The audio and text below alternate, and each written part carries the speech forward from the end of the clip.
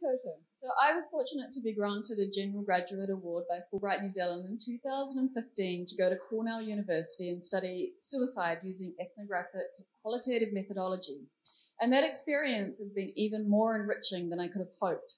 For starters, I utilise what I learned every day in my job as the Suicide Prevention and Postvention Coordinator of the Southern region. And in addition, I presented my findings at numerous conferences and workshops with clinicians, academics, peer supporters, and more. And aspects of my Fulbright research have been cited in a best-selling book on suicide, along with invitations to publish in other journals. But for me, what has been especially wonderful are the ongoing connections and friendships I've formed and the stories I've learned from. Hannah Arendt once said that storytelling reveals meaning without committing the error of defining it. Cross-cultural research has proposed that the very different meanings a given society ascribes to suicide impacts on suicide rates in that particular society. So meaning matters. We see this every day, whereby two people can survive horrific events but ascribe completely different meanings to the events and therefore live out a very different response. Meaning is made, unmade, and remade through stories, and to the best of available knowledge, humans have been telling stories as far back as our history goes, long before our various forms of media were available for storytelling. As such, when I set out on my Fulbright research, I was very interested in the subjective meaning-making of suicide via the narratives of people who had survived suicide attempts or been bereaved by suicide. So I began my research interviews with the very simple question, please tell me your story in a way that makes sense to you. It might have been a simple question, but in its simplicity, it allowed participants who had survived often multiple near-lethal suicide attempts and suffered very close bereavements by suicide, and many had suffered through both attempts and bereavements, to tell their story, often for the first time in free form, without me defining how it should be told, with set questions. Many participants had new insights into their experience during the telling of the story and often commented that they were surprised at what came out during their narrative. All participants remarked on how cathartic and healing it was for them to tell their story, but also that they would like to hear more stories from suicide survivors so they could learn from what helps others.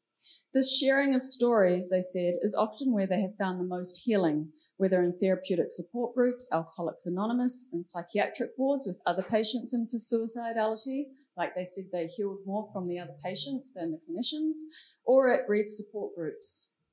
Towards the end of my analysis, which took about a year to do due to the sheer amount of data, so it's really hard to just speak to one finding tonight, I wrote a memo that reads, while it is often understood that the lifetime risk of suicide for people who have been suicidal and attempted since very young heightens as they age due to practice, participants in this study demonstrate that after a lifetime of dealing with their suicidality and sometimes making multiple attempts, they also get very practiced and competent at managing and coping in the face of great suffering. This needs to be acknowledged and explored further. We need to move past the dominant deficit-based perspective of suicide survivors and towards a more strengths-based view that offers hope of not just survival, but resilience. This is not to glamorize suicide nor open up media reporting on suicide, which we know is problematic due to copycat risk, but to understand that the appetite for stories will always be there, both in terms of the desire to tell one's story and be heard and validated, and also to listen and learn from others' stories. While mass media may currently dominate storytelling, which too often makes the error noted by Arendt of trying to define suffering and suicide rather than revealing meaning, that is not the only forum for storytelling.